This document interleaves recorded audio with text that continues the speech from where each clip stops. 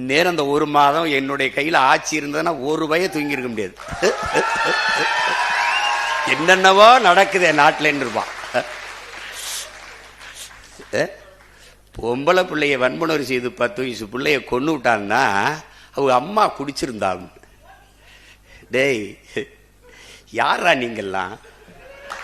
அம்மா குடிச்சிருந்தா பிள்ளைய கடத்திட்டு போய் வன்புணர்வு செய்து கொலை செய்யணும்னு சட்டம் இருக்காடா? டேய் அவளே குடிச்சிருந்தாலும் தொடக்கூடாதுடா. அவளே குடிச்சிருந்தாலும் தொடக்கூடாது. சரிடா, என் தாயை குடிக்கிற நிலையில் தள்ளியவனவன். அதான்டா கேள்விங்க.